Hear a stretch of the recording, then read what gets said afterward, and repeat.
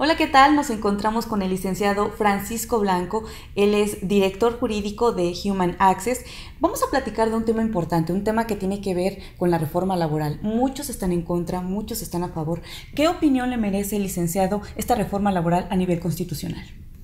Bueno, la reforma es de gran calado, a diferencia de la que ocurrió hace 3 años, que modificó algunos temas de procedimiento. Esta es una reforma de gran calado porque prevé la eliminación de las juntas de conciliación y arbitraje federales y locales, con todo lo que ello implica, y el establecimiento, por un lado, de un organismo de conciliación, organismos estatales y un organismo federal, y por otro lado el establecimiento de tribunales laborales que dependan de la estructura del poder jurisdiccional.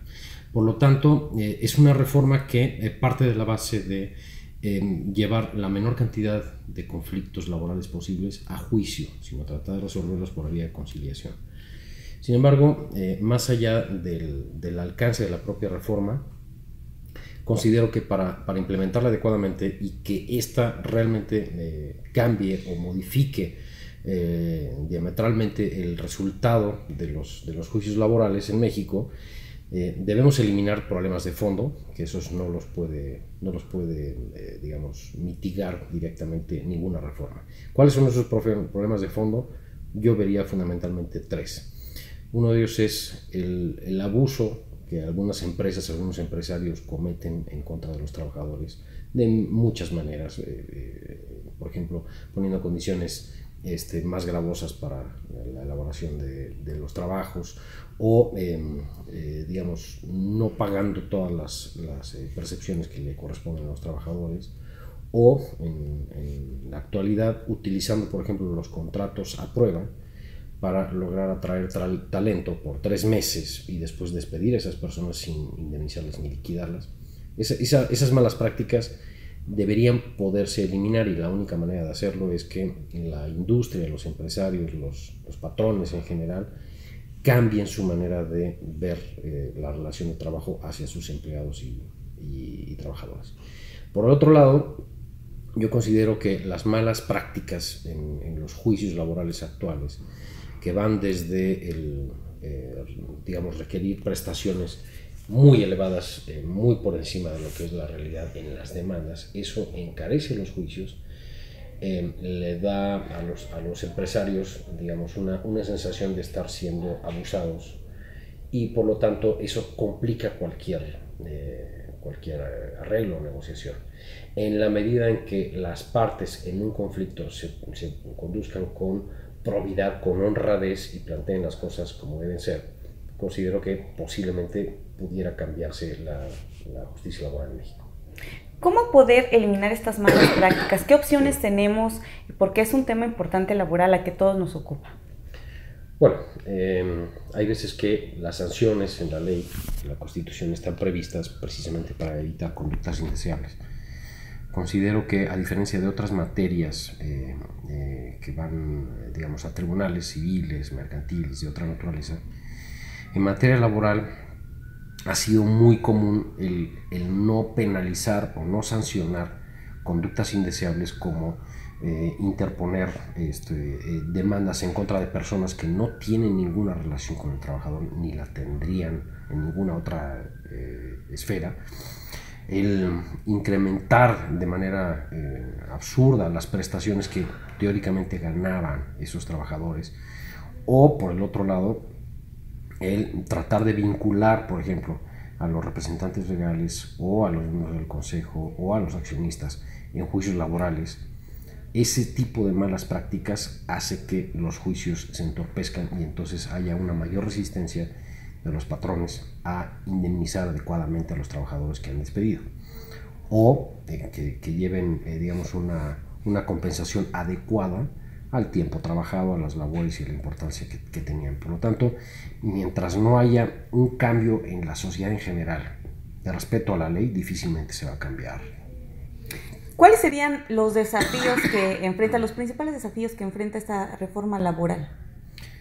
Bueno, los principales desafíos yo creo que van desde la decisión de la integración de los tribunales laborales, repito, los tribunales que van a versar sobre toda la materia laboral van a depender ya del Poder Judicial.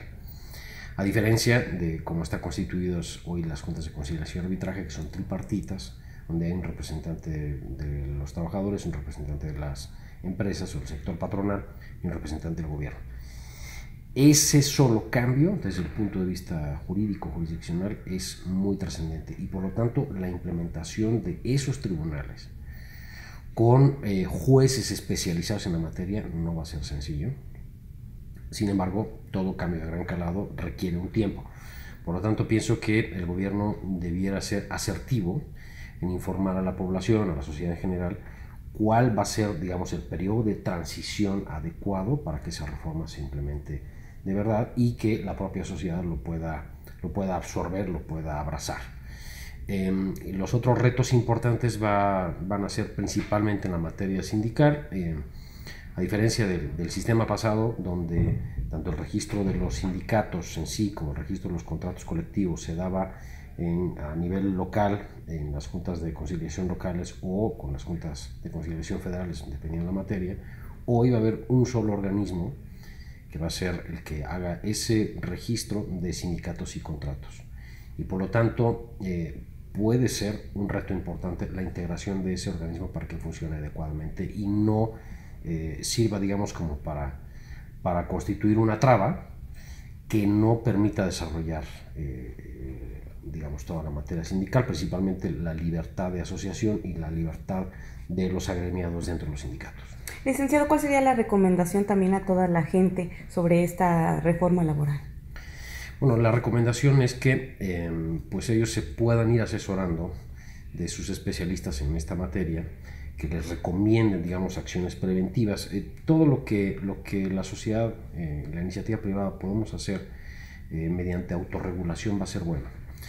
¿A qué me refiero con ello? A que realmente nosotros hagamos conciencia con las empresas, los empleadores y con los propios empleados, en el sentido de que la justicia laboral debe ser, digamos, el último eslabón para resolver las diferencias, el último realmente, y hay muchos mecanismos que permiten hacerlo de manera previa o mitigar esos riesgos. Por lo tanto, pienso que tanto la información como la prevención de este tipo de problemas va a evitar que se sobresature, digamos, la justicia laboral en México, con independencia de cuál sea la estructura y en qué momento se implemente la estructura de la reforma constitucional. Licenciado, nos comentaba de algunas trabas, algunas serie de conflictos que podría haber en esta reforma laboral. ¿Cuándo podríamos ver resultados?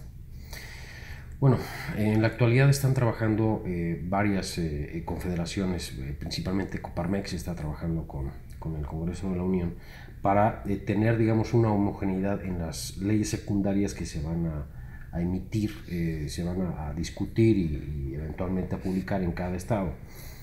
De manera que tratemos de encontrar, digamos, un eje común que permita que no haya tantas diferencias, principalmente en la conciliación. Como se pretende, en estadística consideramos que aproximadamente el 80% de todos los conflictos laborales actuales podrían resolverse de manera eficaz y eficiente a través de los organismos de conciliación. Pero para ello es indispensable dos cosas. Primero, contratar personas que sean especialistas en mediación, en realmente encontrar puntos de contacto entre dos personas que tienen una opinión divergente, encontrar puntos de contacto y lograr impulsar el arreglo.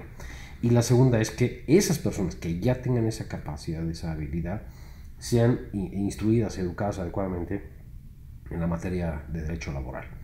Para mí es mucho más importante que el mediador tenga esas atribuciones más que conozca a profundidad la legislación laboral. ¿Por qué? Pues porque ya en materia mercantil la mediación ha dado resultados extraordinarios. De hecho, incluso en otras materias no se requiere ser abogado para ser un mediador, se requiere ser una persona centrada, con sentido común, que pueda entender cuál es el desequilibrio entre las dos partes y entenderlo más allá de las especificaciones legales y procurar alcanzar un arreglo.